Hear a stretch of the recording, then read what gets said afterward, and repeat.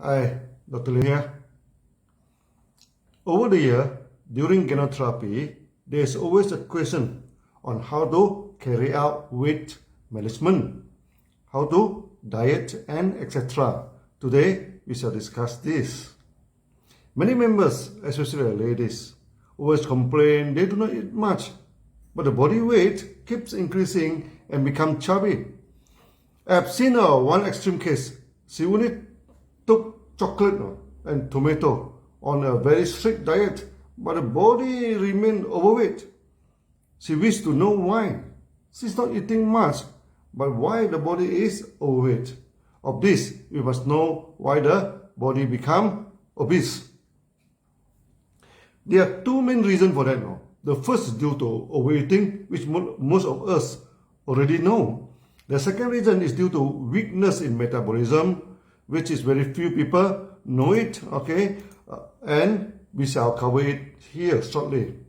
Many people think that we should take 3 meals a day to maintain good health and good energy. But our body digestive system is at the strongest activities from 11 o'clock to 1 p.m. Okay, strongly suggest that 1 meal per day is sufficient for the body. Many people never control their meals and eat throughout the days. In the morning, they take breakfast, then tea break, then lunch, then afternoon tea, dinner, and before sleep, go for supper. We have explained in our past video, when you eat too much, you are stressing your liver and pancreas. That lead to many chronic diseases and depression. Yes, you do not get me wrong. The more you eat, the more depressed you are. During the meeting in Australia, many members complain about obesity. Then I explained my experiences in Australia to them. When I first arrived in Australia, I ordered a meal for my wife, my assistant, and myself. The meals were too big, we could not finish it. The second time, we ordered 2 meals and shared by 3 people. We still could not finish it. The third time, we ordered only 1 meal and 3 people sharing it. Could you believe it? We could not finish the meal. Eating so much for every meal for sure will land your health in trouble. After meeting in Australia, one member from Greek heritage brought me for a Greek restaurant. The dinner started with a huge plate, looked like a boat. We have veggie, meat, fish, sauces, and it. Wow. After eating, I thanked the member for the dinner. And they say, what dinner? This is just an appetizer. Then the real dinner came. It's served with a whole lamb leg, and a whole fish so big. I never forget the dinner. And remind the member, if you continue to eat like this you will end up with a lot of problems. The question now is how to cut down the amount of food, and yet we do not feel hungry or discomfort. There are a few ways we can be on diet and not feel uncomfortable and hungry all the time.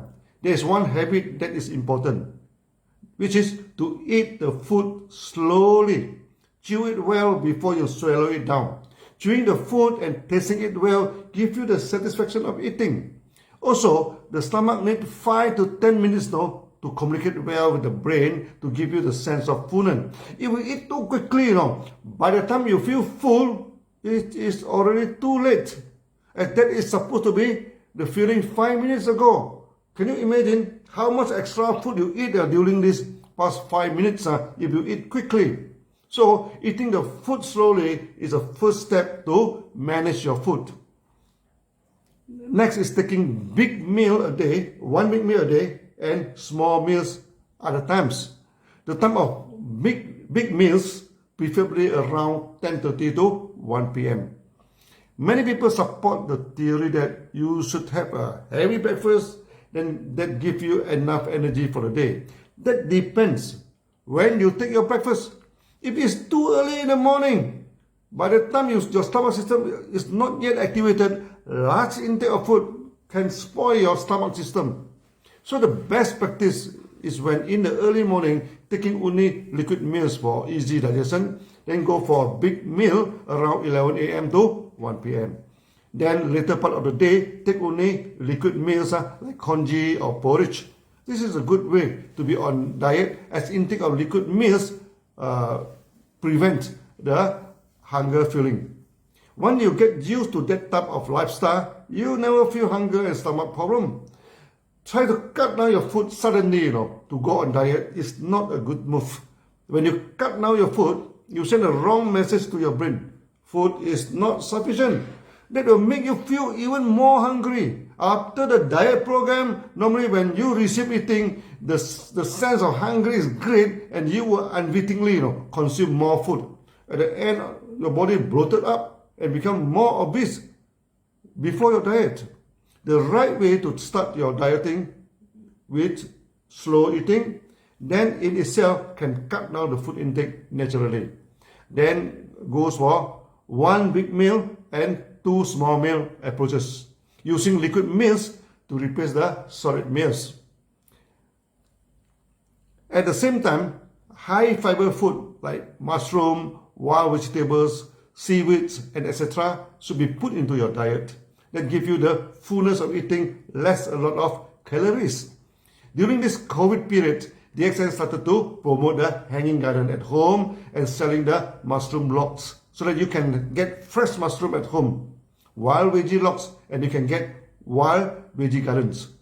So also seaweed for the food program. This is started in Malaysia and we shall promote it throughout the world.